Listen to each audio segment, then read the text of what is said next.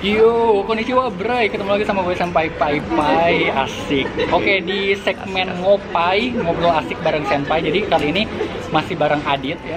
Ya, Udah Adit. Oh iya, IG-nya apa? IG-nya Aditya Dika. Iya. Nanti ada ditulis di situ. Ya. Sharing-sharing juga tentang kehidupan di Jepang ya, di channelnya apa? Ini Adit. channelnya buat ini sih, buat kenangan. Tapi selama di Jepang, di daerah mana sih? Jalan-jalan pakai sepeda, namanya Adi Tomato. Ya, jadi buat teman-teman bisa subscribe juga ya di Adit Moh Tomato.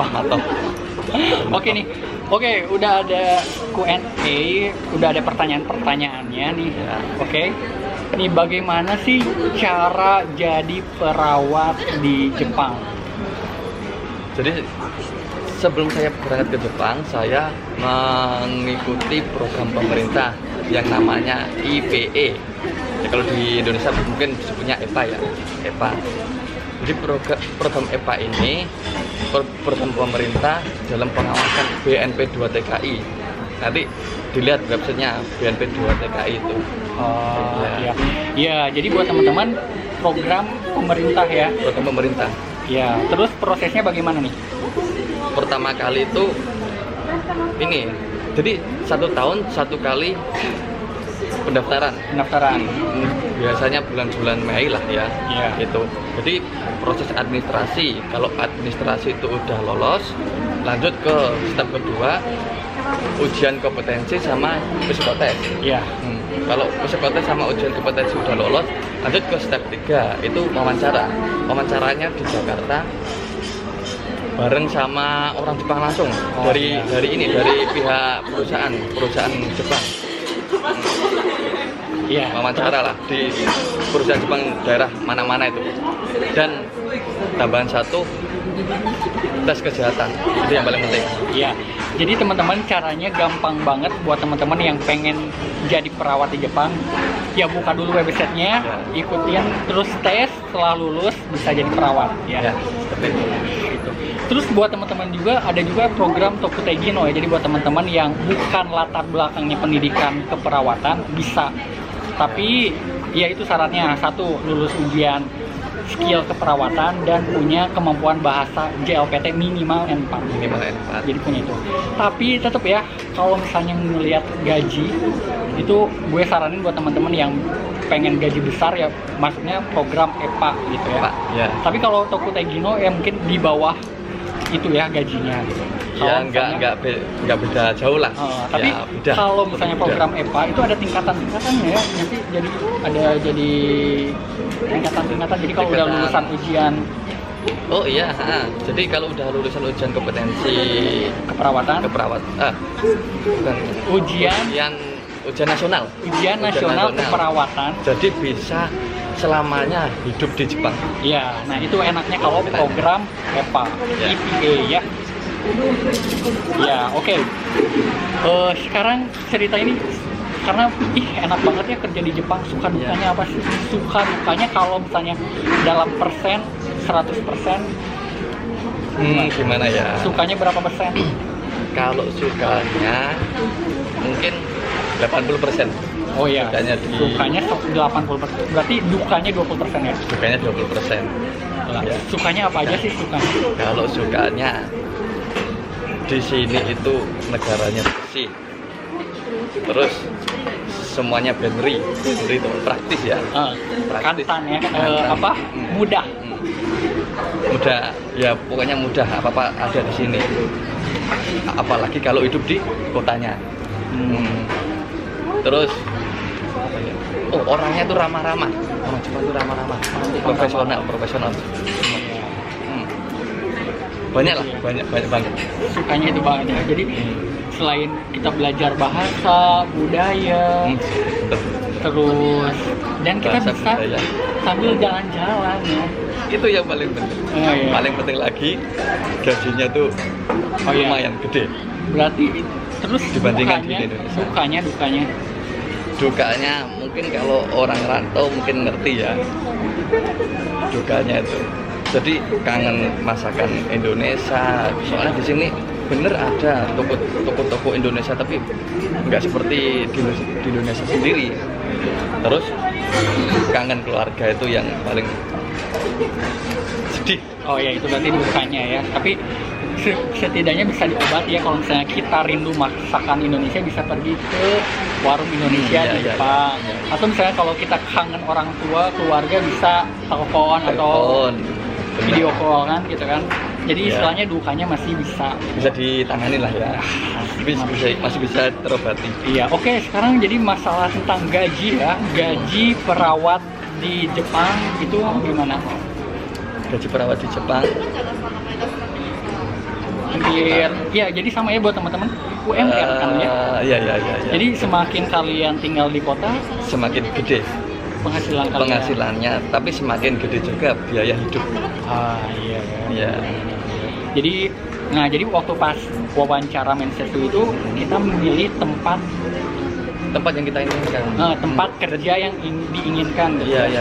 Jadi selama Mensetsu di Jepang itu nanti ada sekitar 40-an perusahaan di sana. Jadi selama wawancara kita bisa tanya-tanya, ini di sini gajinya berapa, terus fasilitas yang kita terima itu apa aja. Dan kalian nggak usah takut karena di satu perusahaan itu biasanya terdapat translator. Kalau tidak bisa ngomong bahasa Jepangnya, penerjemahnya. Nah, jadi buat teman-teman tentang gaji ini sama ya kayak di Indonesia ada UMR, upah minimum bekerja. Jadi semakin di kota ya semakin besar, pengeluarannya juga semakin besar, semakin ke daerah semakin kecil pengeluarannya. Ya. Jadi buat teman-teman yang ingin hidup di perkotaan silahkan, yang ingin di pedesaan juga silahkan ya. Jadi buat teman-teman silahkan tentukan waktu pas wawancara kerja dengan perusahaan Jepang itu ya. Kalau niatnya kerja di Jepang untuk menabung, mungkin di daerah pedalaman bisa ya. Banyak. Atau sebenarnya kalau bagaimana kita memanage uang ya? Ya itu benar gitu ya. Ya seperti itu ya. Jadi buat teman-teman tenang ya, buat gaji cukup banget. Kalau dibandingkan di Indonesia ya. Jadi itu ya pasti ya, karena banyak banget yang nanya tentang gaji di Jepang. Oke, terus sekarang nih kejadian apa yang tak terlupakan selama jadi perawat di Jepang? Kejadian yang nggak bisa terlupakan ya, pada waktu shift malam. Iya. Jadi di shift malam itu ada yang namanya jungkai, keliling ya, ngecekin pasien. Jadi pasien 60 itu dicekin semuanya. Dan pas waktu jalan, tiba-tiba itu ada pasien di depan kamar duduk di lantai. Aku kaget, tak kira itu apa ya, hantu gitu ya. Soalnya kan tahu sendiri orang Jepang kan putih, tapi matanya itu bololok, matanya itu apa ya, bulat. Bulat, terus alisnya tuh nggak tebel. Kaget, tak kira tuyul itu. Oke, jadi teman-teman, jadi Mas Adit ini jadi menemukan itu waktu pas keliling shift malam, ternyata kirain hantu, ternyata pasien. Astaga. Dan pas waktu jungkai itu, pas waktu keliling itu lampu lorong itu mati dan pakai senter tuh. Bayangkan aja ya, pakai senter itu jalan-jalan terus ketemu orang kayak gitu. Aduh. Nih. Oke, sekarang tuh terus nih, hal apa aja yang ada di Jepang tapi tidak ada di Indonesia? Sebagai perawat ya. Sebagai perawat ya, satu teknologinya beda. Kedua, teknologi yang memudahkan pekerjaan. Teknologi yang memudahkan pekerjaan. Kedua itu orang Jepang ya, orang Jepang tuh dia tuh profesional. Iya, profesional dalam bekerja. Ya saling bantu, ya orang Indonesia juga saling bantu sih ya. Tapi